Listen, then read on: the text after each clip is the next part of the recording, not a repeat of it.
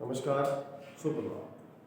आज हम BA part third में बीए पार्ट थर्ड के संस्कृत साहित्य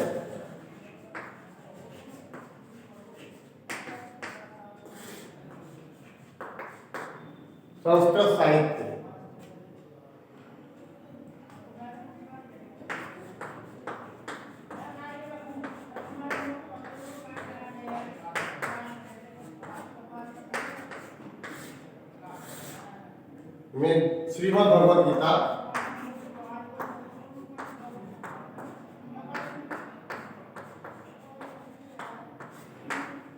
गीता के द्वितीय अध्याय का अध्ययन कर रहे थे।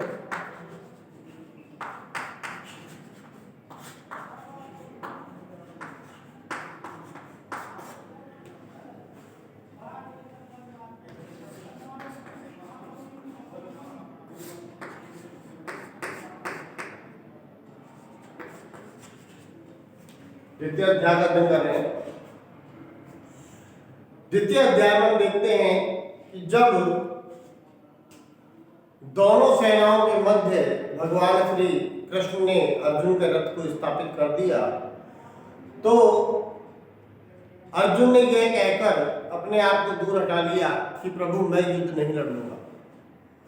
युद्ध नहीं लड़ने का कारण उसने बताया कि ये जो मेरे सामने खड़े हैं वो मेरे खुद के निजी हैं, मेरे गुरु हैं, मेरे पितामह हैं, इन सब से मैं युद्ध नहीं लड़ सकता।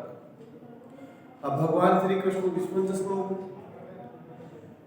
उन्होंने सोचा कि यदि ये युद्ध नहीं लड़ता है तो सत्य का विनाश हो जाएगा, सत्य का नाश होगा, अधर्म की स्थापना होगी। तो ऐसी स्थिति में उन्होंने अर्जुन को गीता का ज्ञान देना प्रारंभ किया। जो ज्ञान उन्होंने गा करके या सुना करके कहा उसको ही गीता कहा जाता है।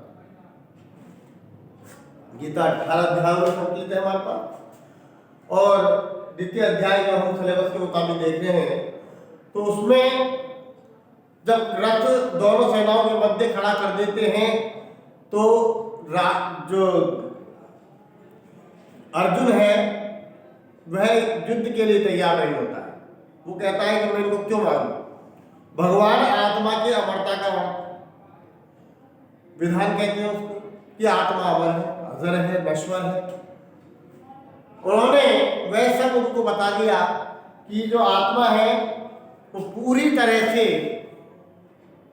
मरती नहीं है कभी। एक वस्त्र जैसे हम परिवर्तित करते हैं उसी प्रकार से दूसरे शरीर को ही आत्मा ग्रहण करती जाती है, ये कभी मरती नहीं। जब भगवान ने उसको बताया कि आत्मा नहीं मरती तो उसके बाद में एक पक्ष और रखा भगवान ने कि चलो मरती भी है तो हम मान लेते मरती है, लेकिन जो मरता है वो जीवित होता है, जन्म लेता है, इसलिए कि तुम्हें चिंता नहीं करनी चाहिए। क्योंकि जो आत्मा मर गई उसको मार रहे हो तुम, और वह पुनः जन्म ले लेगी तो उसमें सोचने का विषय क्या है। इस विषय पे चर्चा करते करते भगवान अंत में तो उससे ये कह देते हैं कि अगर तू युद्ध नहीं लड़ेगा तो तेरा विनाश हो जाएगा, तेरी कीर्ति का विनाश हो जाएगा, और अगर कीर्ति का विनाश हो गया तो तेरा भी विनाश हो जाएगा। ऐसी स्थिति में भगवान ने उसको हर तरह से समझाने का प्रयत्न करा कि कहा कि अर्जुन तुम युद्ध लड़ो। अब भगवान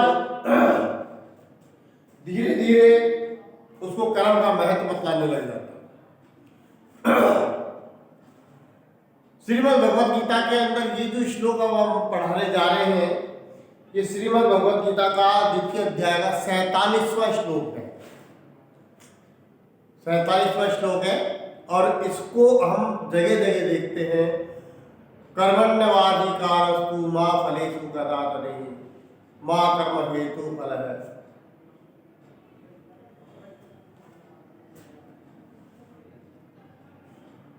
कर्मण्यवाधिकारस्तु मा फलेषु कदाचन मा कर्म फले हेतु ते संभवस्तु न कर्म।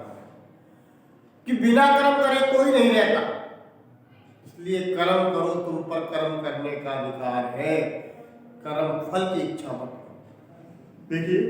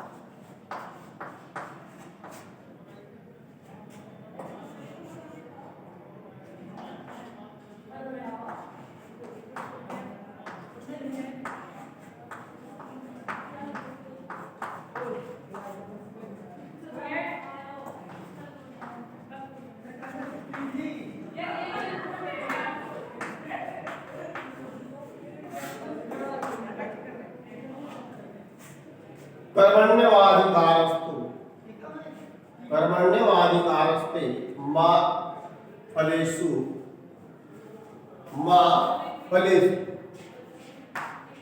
कदाचन मा कर्म फल हेतु भू मा ते संवस्तु अकर्म। अर्थात तुम्हारा जो अधिकार है, ते अधिकार है अस्तु, ते अधिकार है अस्तु। तुम्हारा अधिकार क्या है? तुम्हारा अधिकार कर्मणि, तुम्हारा अधिकार कर्म का है। मा फलेषु कदाचन है, फल का कभी भी नहीं है। मा कर्म फल हेतु भू, तुम कर्म के फल के कारण मत बनो, तुम कर्म के फल के कारण मत बनो। ते संगह अस्तु अकर्माणि, ते माने तुम्हारे, अकर्माणि कर्म त्याग में भी आसक्ति नहीं होनी चाहिए।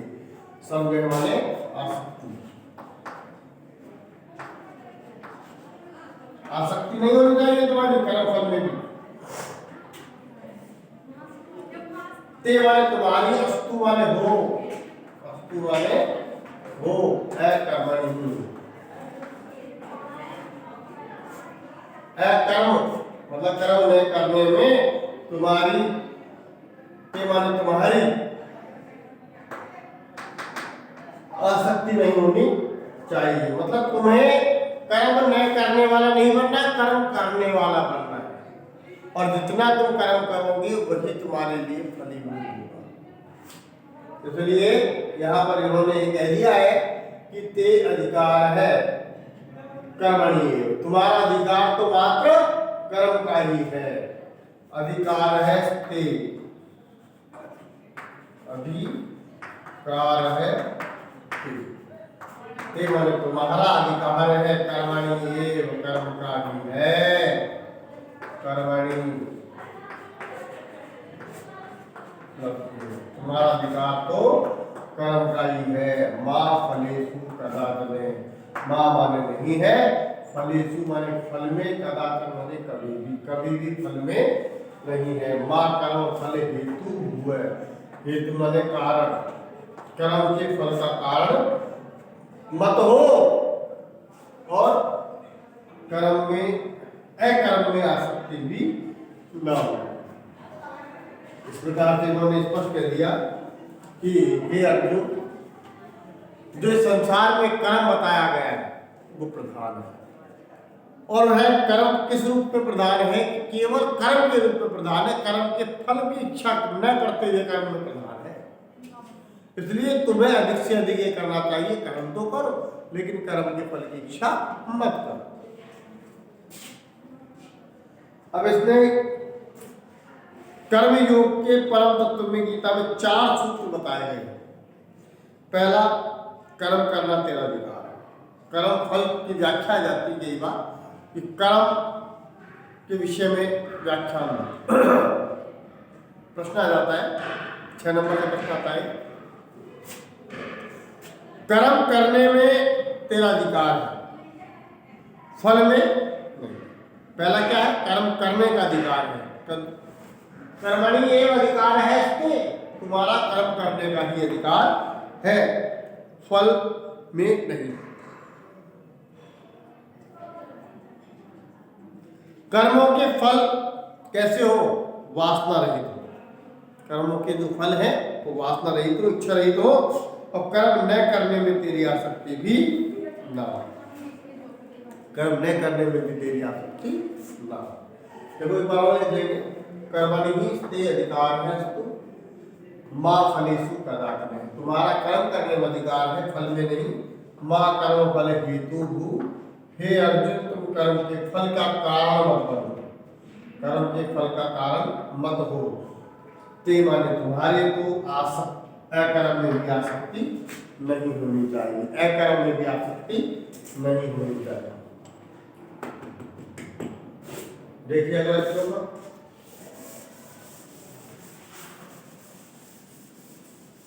अभी हमने 47वां श्लोक पढ़ा है गीता का, बहुत अच्छा श्लोक है ये। और अक्सर देखा जाता है कि जितने भी धार्मिक अनुष्ठान होते हैं या जो धार्मिक स्थान होते हैं, वहां पर भी इस श्लोक को लिख दिया जाता है कर्म की महत्ता बताने के लिए। अगले हम चलते हैं योग की महिमा पर। कर्म योग से हम ज्ञान योग की ओर, मतलब जो इसका गीता का मुख्य काम है योग।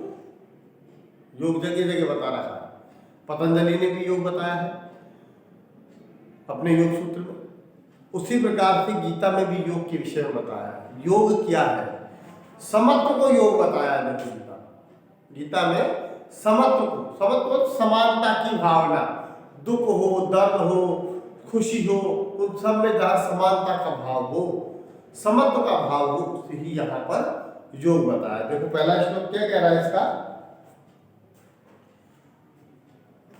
योग स्तु कुरु कर्मणि संग तत्त्वहा धनंजय सिद्ध असिद्धयो समो त्वहा समत्वम योग उच्यते। योग में स्थित होकर कर्म को करो। किसमें?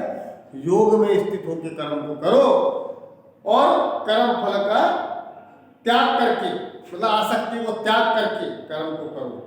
सिद्धि और असिद्धि को समान मान करके जो कर्म को करता है वही योग कहलाता है।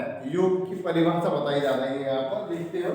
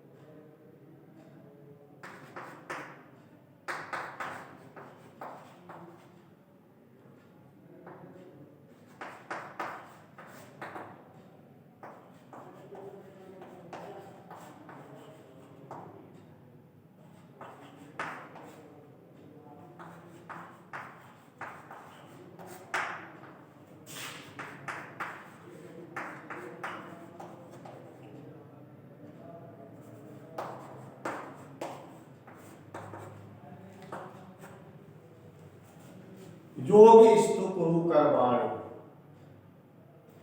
योग स्त है कुरु कर्माणि संगम तत्त्वहा धनंजय सिद्ध असिद्धयो, सिद्ध असिद्धयो समोक्त्वा समत्वम योग उच्यते। समत्व को योग कहते हैं। हे धनंजय, हे धनंजय, धनंजय माने अर्जुन, हे अर्जुन,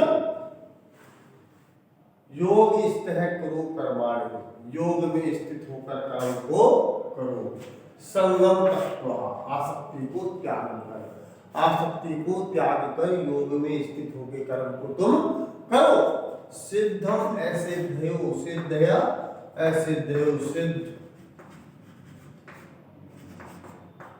ऐसे,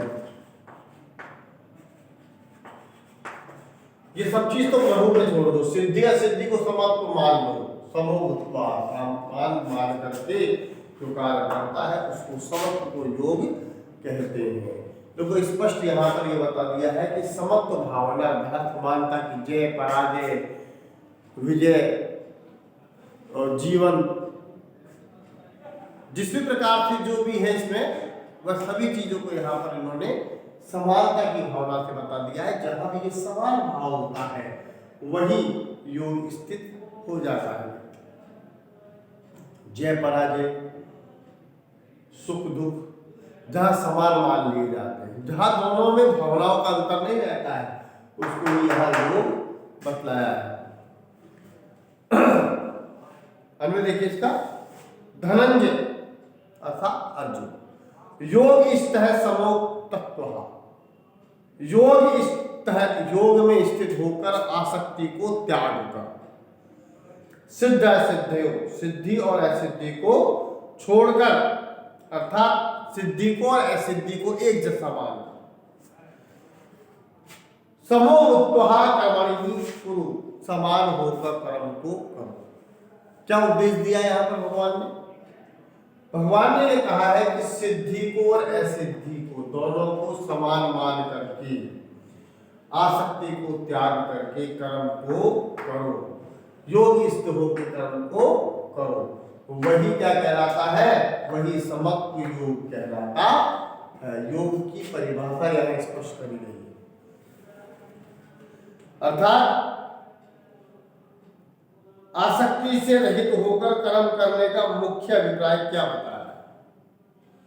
परमेश्वर के लिए कर्म करो, आध्यात्मिक चेष्टा से प्रेरित होकर कर्म को करो, और विषयात्मक बुद्धि को छोड़कर निश्चित आत्मक बुद्धि में, मतलब एकाग्रता से कर्म को करो। इन सब चीजों को ही व्यक्ति के लिए क्या बताया है?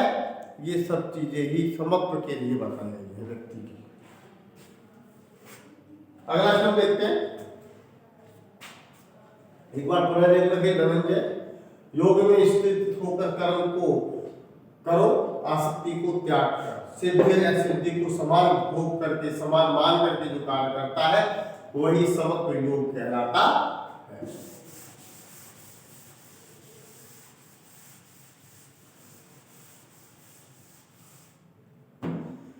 अगला श्लोक है 39। दूरेण ही अवरम कर्म बुद्धि योगाद धनंजय, बुद्धो शरणमनलक्ष्य है, कृपण है कल्प फल हेतु है।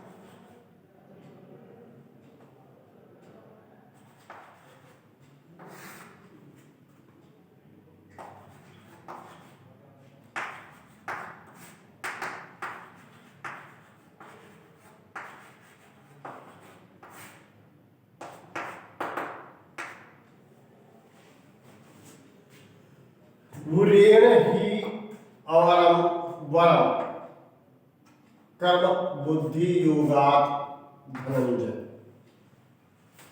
बुद्धौ शरणम अनुवच्छ कृपणः कर्म फल हेतु। देखो तो कठिन शब्द है, इसमें हम अलग कर देते हैं।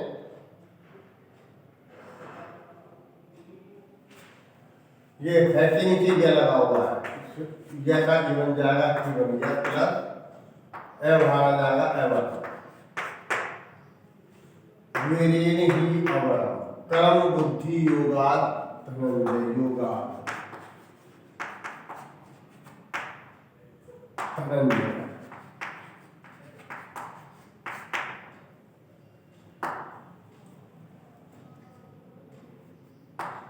ठीक है, बुद्धौ शरणम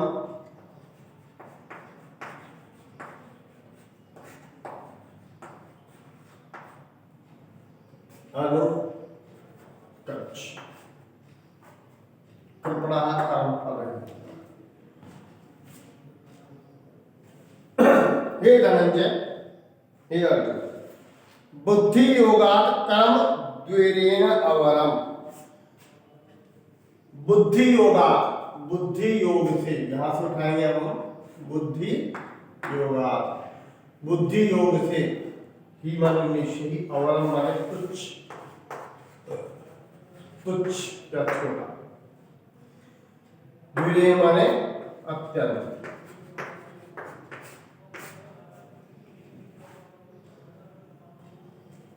कर्म बुद्धि योग से, कर्म जो है बुद्धि योग से ही अवरम निश्चय ही तुच्छ है। अर्थात जो बुद्धि योगात कर्म, अब बुद्धि योग से कर्म क्या आ रहे हैं, बुद्धि योगात बुद्धि के योग से कर्म अत्यंत तुच्छ है, अत्यंत तुच्छ है धनंजय। इसलिए बुद्धौ शरणम अनुगच्छ, इसलिए बुद्धौ शरणम अनुगच्छ, बुद्ध की शरण में जाओ। अर्थात तुम बुद्धि योग की शरण में जाओ।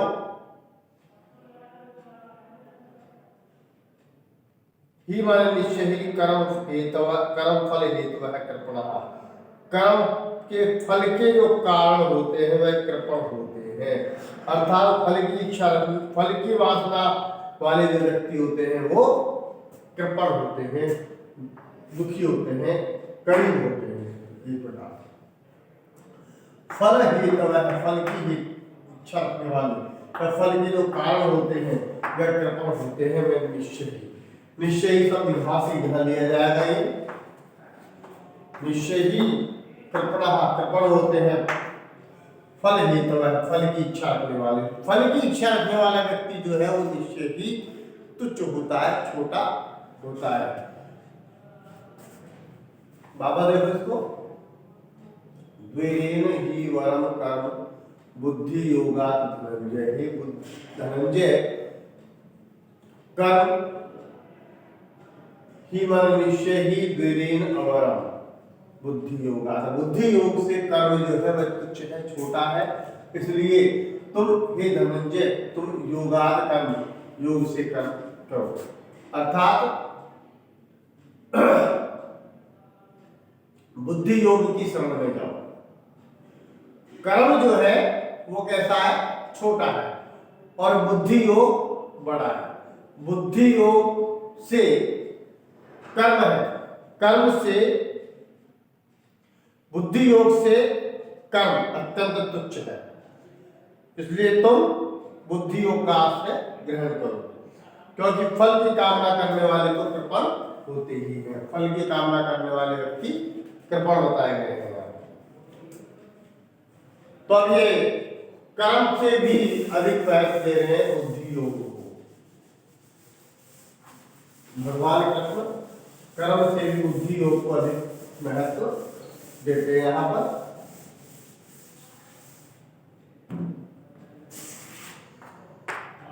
अगला श्लोक देखते हैं हम, बुद्धि युक्तो हो जहाति ही उभय दुष्कृति दुष्कृति तस्माद् योगाय जस्व है योग कर्म कुशलम। कर्म की कुशलता को बता रहे हैं अभी। 50वां श्लोक है ये, द्वितीय अध्याय का बुद्धि योगा।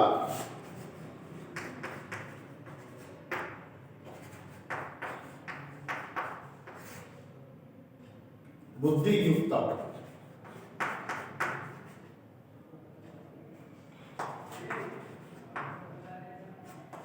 जहाती,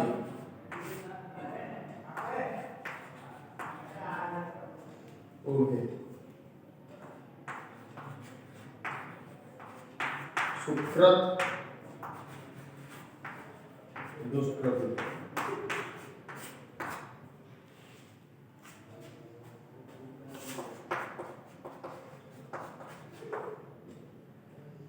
तस्मात् योगाय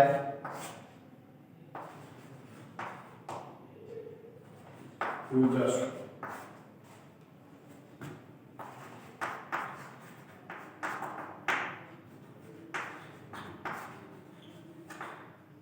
कर्मेषु कौशलम्।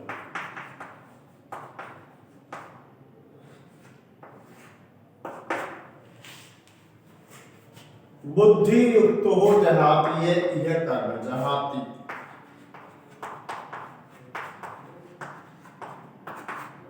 उभे सुकृत ही दुष्कृते, तस्मात् योगाय युजस्व।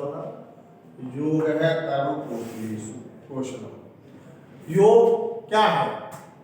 योग किसे कहते हैं? अभी इन्होंने बताया था समत्वम योग है उच्चते, समत्वम योग है उच्चते, अभी बताया था। अभी क्या कह रहे हैं? बुद्धि युक्तो ही जहाती है। जो बुद्धि से युक्त होता है वह यहाँ सुख और दुष्कृति, सुकृत और दुष्कृत, अच्छे कार्य और बुरे कार्य उभय वाले दोनों को, जहाती माने त्याग देता है, इधर माने यहाँ संसार में बुद्धि युक्त, बुद्धि से युक्त होकर जो व्यक्ति, क्या बताया है? जो व्यक्ति बुद्धि से युक्त होकर, जो व्यक्ति बुद्धि से युक्त होकर इस संसार में सुकृत, सुकृत माने श्रेष्ठ कार्य, श्रेष्ठ कार्य, और ये हो गया निष्कृष्ट कार्य, निकृष्ट कार्य मतलब बुरे कार्य, मतलब अच्छे और बुरे उन दोनों को, इन दोनों को, अच्छे और बुरे उन दोनों को जहाती माने त्यागता है, यह माने यहाँ इस संसार में कब? बुद्धि युक्त, बुद्धि से युक्त होकर के, बुद्धि से युक्त होकर के जो व्यक्ति इस संसार में सुकृत और दुष्कृत दोनों को ही संसार में त्याग देता है। इसलिए तस्मात् योगाय युजस्व, तुम इसलिए योग के लिए युजस्व माने जुट जाओ, योग करो। और योग करने से कुशलम, योग क्या होता है? कर्मों में कुशलता ही योग है। कर्मों में कुशलता कैसे? यह बात आ रही है कर्मों में कुशलता। कर्मों में कुशलता, कर्म तो कर रहा है, कर्म तो उसने कर दिया, लेकिन वह कर्म ईश्वर को प्रधान कर दिया जाए। वह जो कर्म है वह किसको दिया जाए? ईश्वर के निमित्त कर दिया जाए, कि जो कर रहा है वह ईश्वर कर रहा है। तो उस चीज को सोच करके जो कार्य करता है वह कार्य सदैव कैसा होता है? वह कार्य सदैव ही अच्छा होता है, और वह कार्य ही कर्म में कुशलता को स्पष्ट करता है, वही योग कहलाता है। योगों में, कर्मों में कुशलता ही योग है। इसलिए तुम योग में जुट जाओ हे अर्जुन, तुम योग में लग जाओ। अगला श्लोक देखेंगे।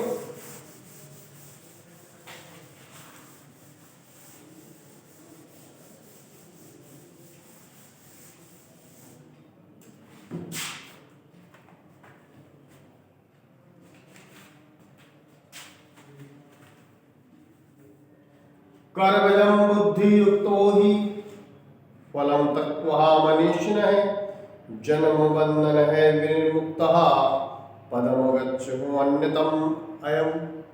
जो व्यक्ति अपने कर्मों में कुशलता रखता है, योग बता करके कृष्ण उसको उपदेश दे रहे हैं, और वह जो व्यक्ति बुद्धि योग से युक्त ज्ञान योगी कर्म से उत्पन्न होने वाले फल को छोड़ करके निस्संदेह जन्म बंधन के इस स्थान को छोड़ करके परम पुरुष को प्राप्त कर लेता है, मतलब परमात्मा को प्राप्त कर लेता है। किसको प्राप्त करता है? परमात्मा को प्राप्त करता है। देखिए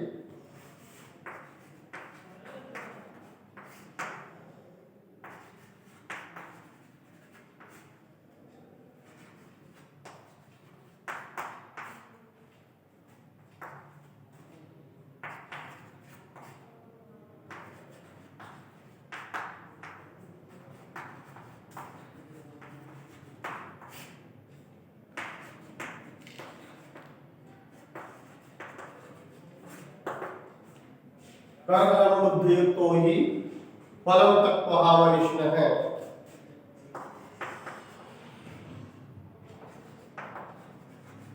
जन्मंद है विनिमुक्त है।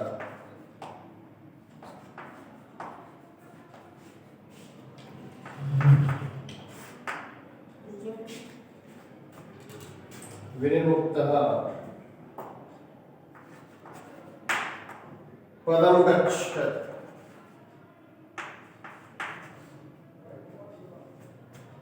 गच्छति अनावरण।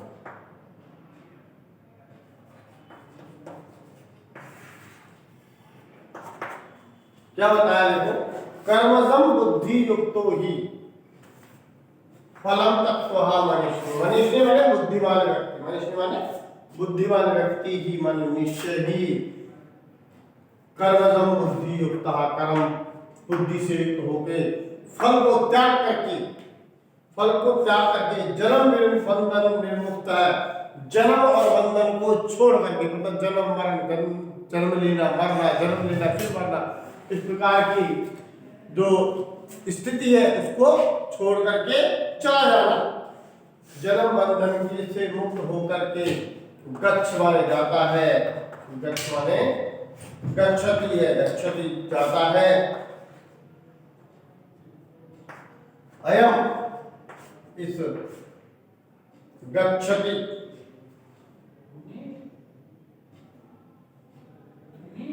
गच्छन्ति अनामय अनामयम माने इस अपरंपार विशिष्ट पद वाले स्थान को प्राप्त कर लेता है। देखो एक बार और देखेंगे इसको। जो अंतिम श्लोक है आज का हमारा कि कर्म फल को त्याग करके जो व्यक्ति फल की इच्छा को त्याग करके जो बुद्धिमान रहता है, बुद्धि युक्त हो जाता है, वह कर्म बंधनों से मुक्त होकर के उस श्रेष्ठ पद, उस अनंतमय पद परमात्मा रूपी पर ब्रह्म को प्राप्त करता है, जो सभी के लिए दुर्लभ होता है। इसलिए यहाँ पर इन्होंने प्रभु या परमात्मा के पद को प्राप्त करने का स्थान भी बतलाया है। आज तक के लिए बस इतना ही। नमस्कार।